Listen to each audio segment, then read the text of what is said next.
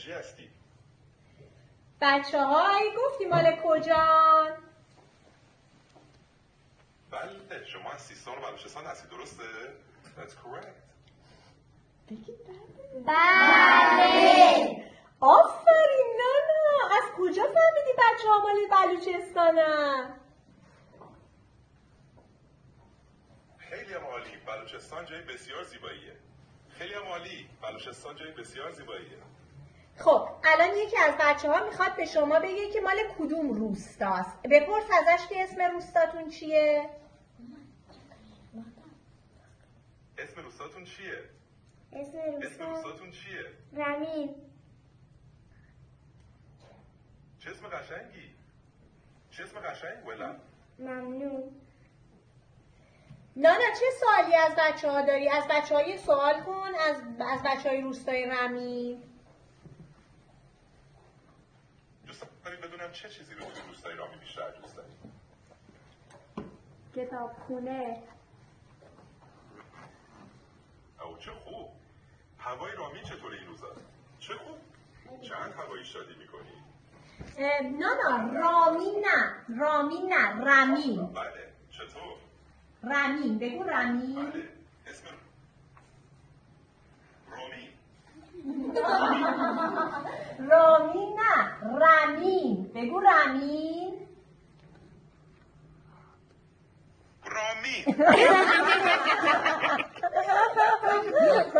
خب بچه ها گفتن که کتابخونه‌شون رو از همه چیز بیشتر دوست دارن. میدونی کتابخونه‌شون چیه ماجراش؟ کتابخونه جای خیلی خوبیه. بچه‌ها کتاب‌های مورد علاقه‌شون رو اونجا میخونن و کلی چیزای جدید یاد میگیرن. دوست داری کتابخونه رمین رو ببینی؟ بله حتما. کتابخونه رامین باید جای خیلی جالب باشه. خب الان من برمیگردونم دوربینو. شما الان کتابخونه رو داری میبینی.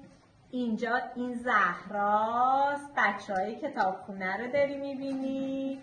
حدیث و شهناز و بقیه این پسرای گلم رو داری میبینی و یه آقایی رو اینجا میبینی به اسم آقای عبدالحکیم بهار که کتابخونه رمین رو برای بچه ها ساخته. بچه ها خیلی دوستش دارن. میخوای با عبدالحکیم صحبت کنی؟ بله خیلی هم عالی. سلام آقای عبدالحمید بهار. سلام، حال شما چطوری؟ عبدالحکیم. عذر میخوام. سلام آقای عبدالحکیم. سلام. آشنا میشم. سلام همچنین، منم خیلی خوشحالم، واقعا خوشحالم. یک آرزوی خوب برای آقای عبدالحکیم بهار و بچه‌های کتابخونه رمین بکن تا بعد ما باهات خداحافظی کنیم نانا. آرزوی من برای آقای عبدالحمید بهار و بچه‌های عزیز کتابخونه رامین اینه که همیشه شاد و موفق باشید و در کنار کتاب‌ها دنیایی پر از شادی و آگاهی رو تجربه کنید. موفق باشید. خب الان همه میخوایم باهات خداحافظی کنیم. تو البته همه اسما رو اشتباه گفتی ولی ما میخوایم همه باهات خداحافظی کنیم. من میگم 1 2 3 بچه‌ها میگن خداحافظ نانا. 1 2 3 خداحافظ نانا. خداحافظ. مراقب خودتون باشید. بله.